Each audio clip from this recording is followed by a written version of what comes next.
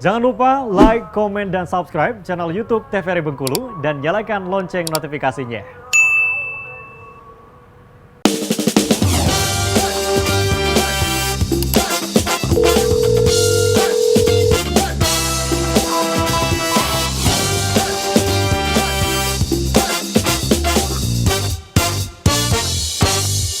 Sahabat sehat, terima kasih Anda masih bersama kami dalam Dokter Kito Bersama Kita Sehat. Dengan tema kita kali ini membahas mengenai parotitis atau yang biasa kita sebut dengan gondongan. Nah, tadi sudah dijelaskan oleh Dokter Elsa, banyak sekali informasinya, nanti akan dilanjutkan mungkin. Tapi sebelumnya Julia mau nanya ke Bang Agung dulu. Tadi kan disampaikan nih Bang bahwa memang untuk mencegahnya itu salah satunya dengan vaksin. Nah, apakah anak-anak atau dewasa mungkin yang sudah divaksin itu akan betul-betul terhindar dari virus ini? Gimana itu Bang? Baik. Yang pastinya kalau memang kita udah diberikan vaksin, yang kan ada sesuatu hal yang masuk dalam tubuh, berarti itu adalah untuk membentuk imunitas ya. Jadi kalaupun orang sesudah udah diberikan vaksin, besar kemungkinan juga itu terhindar dari penyakit gondongan. Akan tetapi kalau dari udah dijelaskan Dokter Elsa tadi bahwasannya kalau PHBS-nya tetap tidak terjaga, bisa kemungkinan juga seseorang tersebut bisa kena juga penyakit gondongan. Yang pastinya kalau ada vaksin yang di sekolah, misalnya kita ada vaksin MR ya. Jadi untuk kelas 1 SD itu yang pastinya untuk pemirsa TVRI, orang tuanya memang wajib diperbolehkan untuk ikut vaksin gitu. Jangan dilewatkan, jangan takut juga ya Bang ya.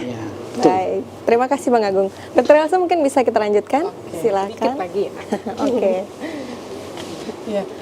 Sebelumnya tadi menarik ya pertanyaan dari Mbak Julia ya. Jadi banyak nih ya Mas Agung ya. Sebenarnya kami di Puskesmas itu sangat sedih, sangat kecewa karena setiap kami mau turun ke sekolah-sekolah gitu ya untuk memvaksinasi atau mengimunisasi, terjadi banyak penolakan nih. Apalagi semenjak viral berita-berita kalau imunisasi ini banyak yang dari bermacam-macam opini seperti itu ya. Jadi yang perlu dipahami, vaksin ini memang tidak bisa melindungi tubuh seorang itu dari semua penyakit 100% ya. Tetapi kalau kita udah divaksin ya, misalnya nih kayak kasus gondongan ini, kita anaknya udah dikasih nih vaksin MMR tadi ya. Setidaknya waktu dia terinfeksi virus, gejalanya itu lebih ringan dibandingkan anak-anak yang tidak mendapatkan vaksin sama sekali. Kita balik lagi dengan pengalaman yang pandemi COVID.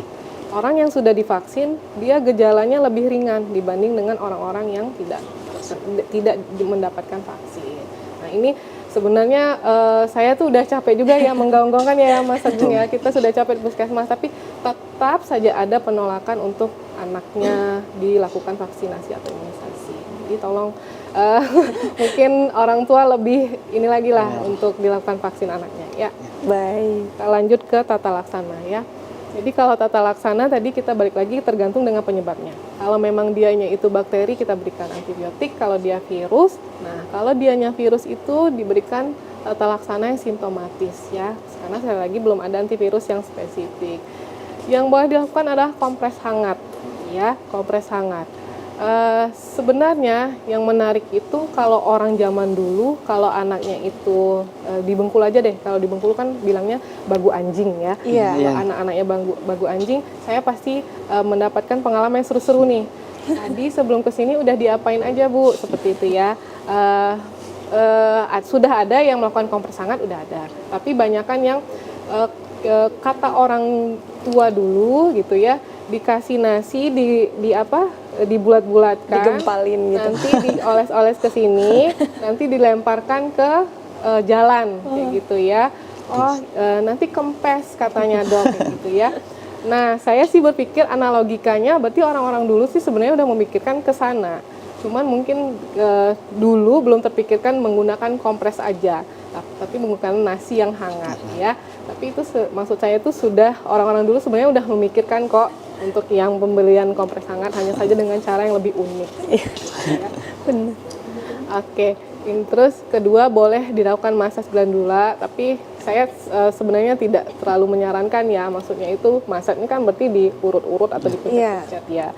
Karena menurut saya suatu peradangan atau suatu benjolan kan berarti dianya itu masih dalam tahap yang inflamasi atau peradangan. Semakin diusik nanti takutnya akan semakin meradang ya, seperti itu.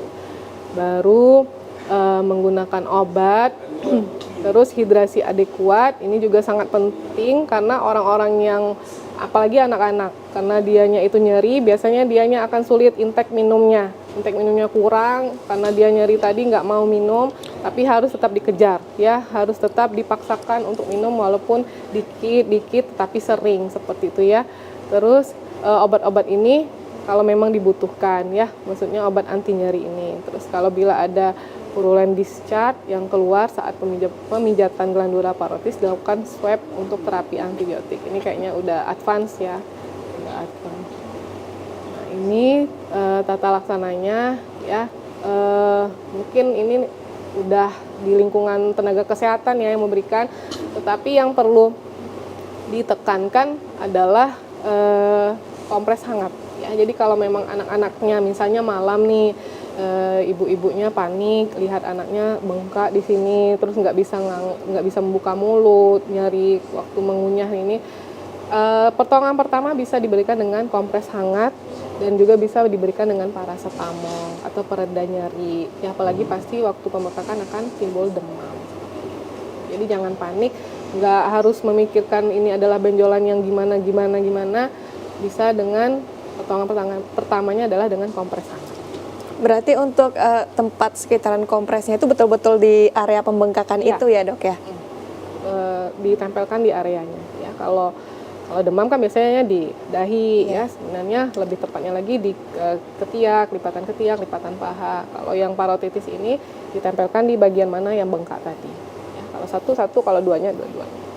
Baik, terima kasih Dokter Elsa. Nah ini kita mungkin langsung lanjut ke Bang Agung, tapi sebelumnya Julia mau nanya nih ke Dokter Elsa, karena tadi sudah ada mitos-mitos menggunakan nasi, kemudian ini juga ada nih dok, mitos-mitos yang mana ibu-ibu di rumah itu, yang Julia tahu itu kadang untuk mengobati gondongan ini menggunakan belau. Itu gimana dok? Apakah karena dinginnya atau apa, itu kaitannya seperti apa dok? Iya. Jadi kalau di penelitian belum ada angka keberhasilan pengobatan menggunakan belau dengan angka kesembuhan penyakit parotitis, seperti itu belum ada. Jadi untuk sementara mitos. Nah, tetapi balik lagi, saya analoginya orang-orang dulu tuh udah cerdas seperti itu ya. Kenapa dikasih belau kayak gitu ya? Biar anak-anaknya ini tidak malu kan biru-biru tuh ya, biru-biru. Pasti temannya ngejek-ngejekin. Jadi dia malu untuk keluar rumah. Jadi bagus, jadi dia tidak menulari untuk anak-anak yang lain. Tetapi kalau angka keberhasilan penyembuhannya itu mitos. Itu mitos ya. Nah itu mitos pemirsa. Jadi tidak benar atau kurang tepat. Baik Bang Agung, mungkin bisa kita langsung lanjutkan. Boleh, silahkan. Kita slide selanjutnya ya. Oke.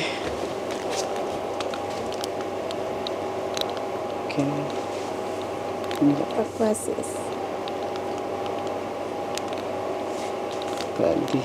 Oke.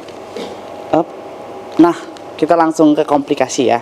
Jadi tadi sudah disampaikan oleh Dokter Elsa bahwasannya dari awal seperti apa penyakit parotitis dan sampai seperti apa sih gejalanya. Oke, ini untuk komplikasi.